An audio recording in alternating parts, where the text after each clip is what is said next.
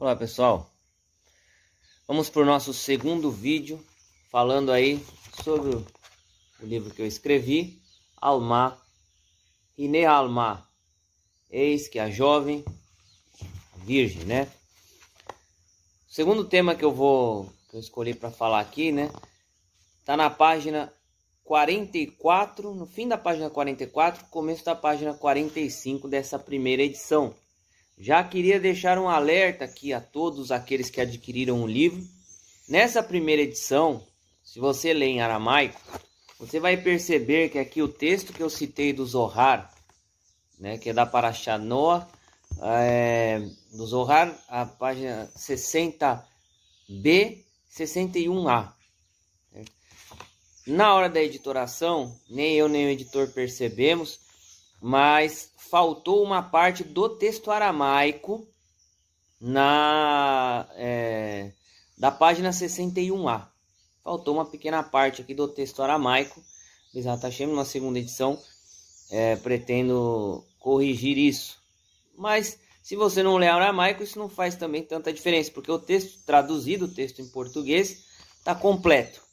E é daqui que nós vamos tirar a ideia, certo? Como todos sabem, ou se não sabem, agora vou explicar. O Zohar, ele é uma leitura de uma dimensão do judaísmo que é conhecido como mística, esoterismo, né? Ou a Kabbalah.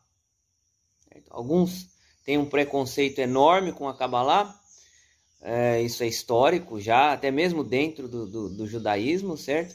E outros já conseguem a conceber bem. Eu queria dar uma breve explicação, olha, é um tema muito complexo, certo? Kabbalah, mas nós temos que entender que o termo Kabbalah quer dizer receber. Quando o povo de Israel diz que recebeu algo, ele está falando que ele não inventou as ideias, ou seja, que ele não criou as ideias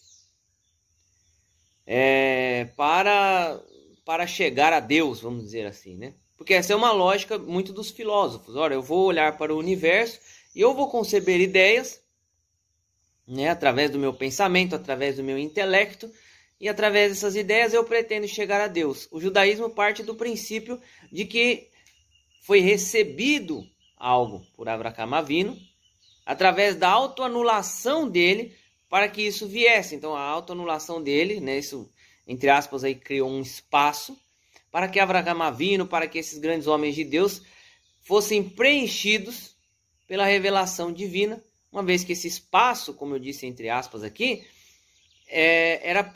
das pessoas que não há, esse espaço é preenchido normalmente pelas ocupações do mundo, pelas preocupações do mundo, pelo que comer, pelo que vestir, etc, etc. Quando você se autoanula e vive uma vida com emuná, não quer dizer que você não tem que se preocupar com isso, mas quando você, de fato, resolve seguir uma vida, né, dedicada a Deus,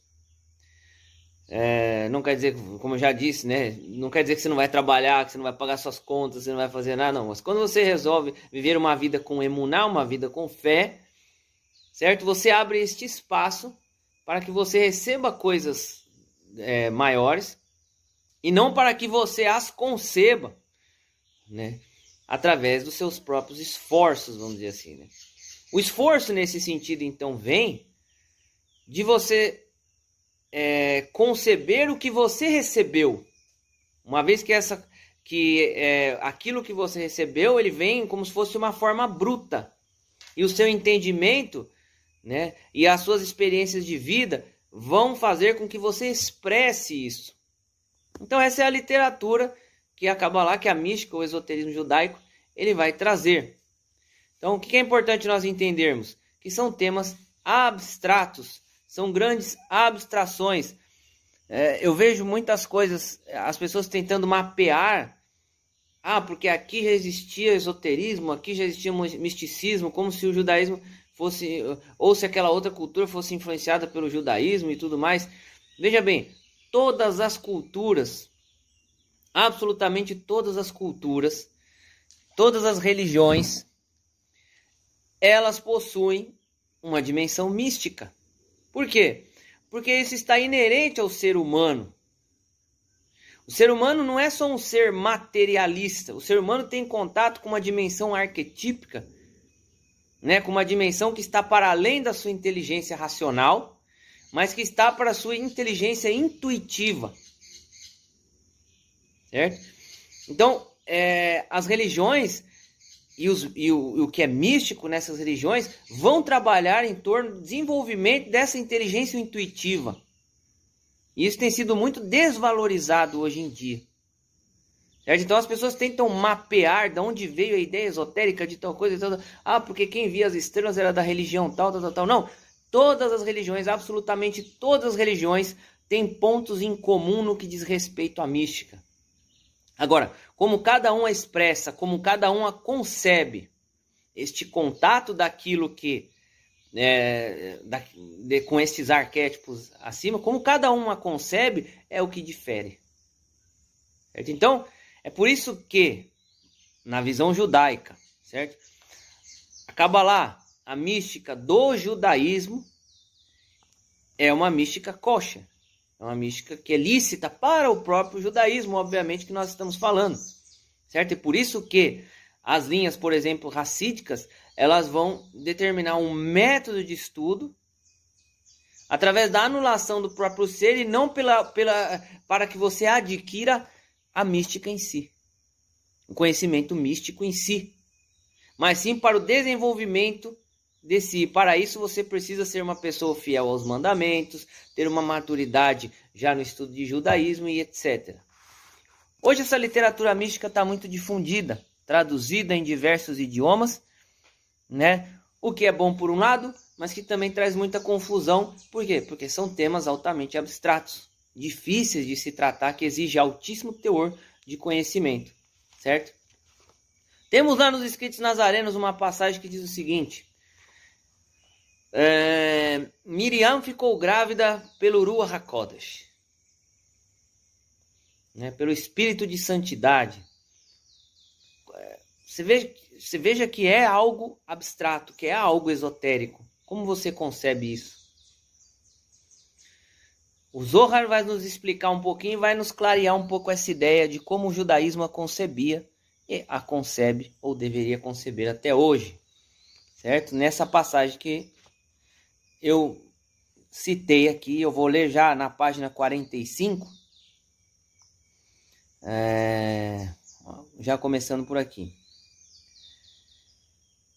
No meio mais ou menos do texto ali, no meio para o final. Estas são as gerações de Noa, estes e não os anteriores, aqueles que saíram da arca e dela emergiram são as gerações. Eles não são as gerações de Adam no Gan Eden, mas ele saiu do Gan Eden e não gerou lá no Gan Eden. Portanto, não estão destinados a existir para sempre. Vem e veja, se Adam tivesse trazido gerações com ele do Gan Eden, do Jardim do Éden, eles teriam vivido por gerações, né, por muitas e muitas gerações, e a luz da lua nunca teria escurecido, e todos teriam vivido para sempre, e nem mesmo os anjos acima poderiam estar diante deles e levar sua luz, brilho e sabedoria. Como está escrito, a imagem de Deus os criou, em Gênesis, né, Bereshit 1:27. Mas porque ele era a causa do pecado, ele teve que deixar o Gan Eden, no Jardim do Éden, e ter filhos fora. Olha só, vocês já repararam nisso? Que Adam foi ter o seu primeiro filho fora do Jardim do Éden. Então, olha só, a religião judaica vai tentar buscar uma resposta nisso. E temos aqui as bases místicas estabelecidas para isso. Portanto, suas gerações não duraram. Por quê? Porque elas eram inadequadas. Rabi Hizkiah então perguntou: como eles poderiam ter gerado descendência lá no Jardim do Éden? Se a inclinação para o mal não tivesse caído sobre ele e ele pecasse, ele teria morado sozinho no mundo e não teria gerado nenhuma descendência. O mesmo se aplicaria talvez a Israel.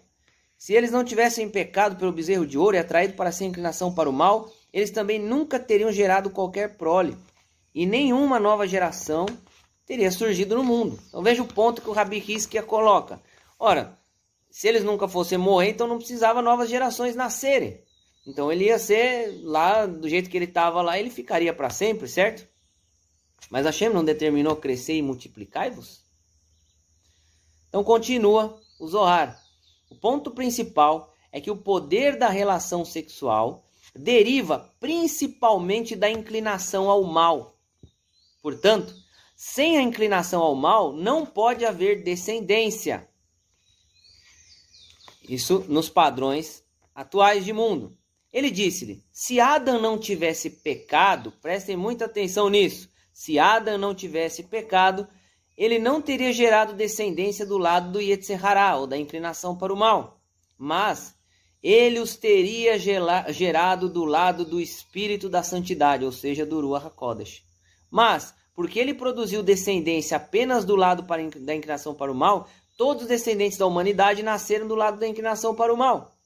Eles não têm existência permanente, portanto, porque o outro lado foi misturado com eles. Mas se Adão não tivesse pecado e não tivesse sido expulso do Gan Eden, do Jardim do Éden, ele teria gerado uma descendência do lado do espírito da santidade, de santos. E eles teriam sido como anjos supremos, vivido gerações após gerações como os anjos vivem. Mas, porque ele pecou e gerou filhos fora do Gan Eden, e não teve mérito de gerados no Jardim do Éden, eles não sobreviveram, nem mesmo para criar raízes neste mundo, até que Noé entrou na arca. Então veja só, estabelecidas essas bases místicas que o Zohar nos colocou aqui, nós percebemos o quê? Que o relato dos escritos nazarenos, ao relatar a Virgem e a concepção do Rebbe Yeshua, ela vem colocar ele como uma descendência para o lado do Yetzer HaTov gerada na terra. Certo? Então veja que a intenção do relato é mostrar que Rabi Yeshua não foi gerado pelo lado do Yetzer Hará. Certo? Todas as outras especulações nós teríamos que nos aprofundar, e eu tenho respostas também aqui no livro, você vai encontrar mais respostas, mais aprofundamento sobre o tema. Mas eu acho que a aula de hoje já clareou muitos conceitos e vai ajudar na leitura aí de vocês, tá bom? Até a próxima aí, se Deus quiser.